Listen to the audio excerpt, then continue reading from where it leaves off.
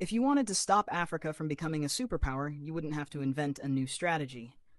The blueprint has already been written, tested, and perfected over centuries.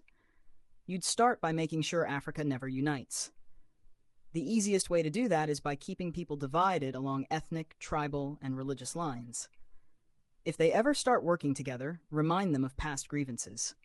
Stoke old wounds, fund separatist movements, keep border disputes unresolved. Make sure every time they take one step forward, they take two steps back because they're too busy fighting each other. You'd install leaders who serve foreign interests, not their people. Find the most corrupt, the most easily manipulated, the ones who crave wealth and status more than progress. Offer them power in exchange for loyalty. If a leader rises who actually cares about Africa, get rid of them. Assassinate them if necessary. But if that's too messy, just destabilize their government and back a coup. If they talk about nationalizing resources, make an example out of them. If they try to unite Africa, take them out before the idea spreads. You'd keep Africa economically weak by making sure it never industrializes. Let them export raw materials but never process them themselves. Control the mines, the oil fields, the rare earth minerals.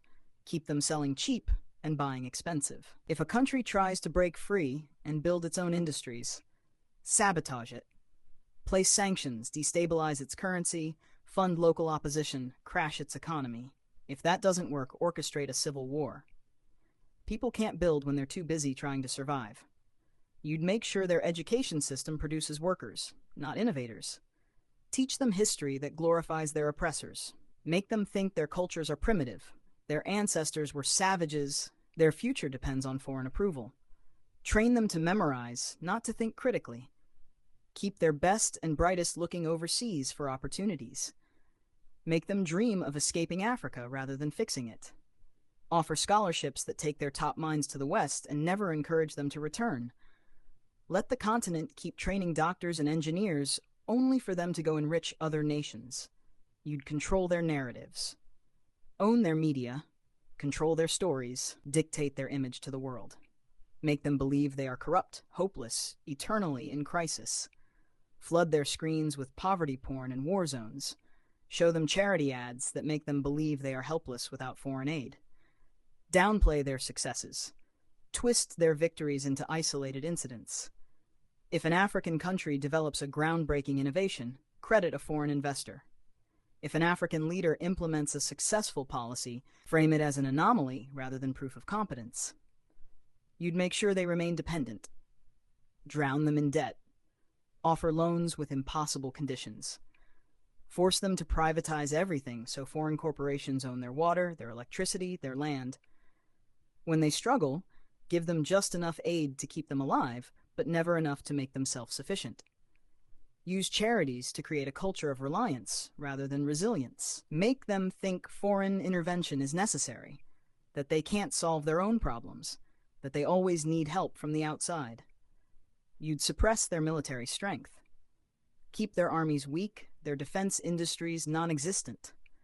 Sell them weapons to fight each other, but never let them develop high-tech military technology. If a country tries to build a strong defense system, accuse them of being a threat to stability. Make sure they always need foreign peacekeepers, foreign military bases, foreign advisors controlling their security. Keep them vulnerable to invasion, coups, and foreign interference. The formula is simple. Divide, corrupt, exploit, miseducate, control. Keep them fighting each other. Keep them looking outside for solutions. Keep them poor, dependent, insecure. Make sure every attempt to break free is met with resistance so strong that the next generation thinks twice before trying again.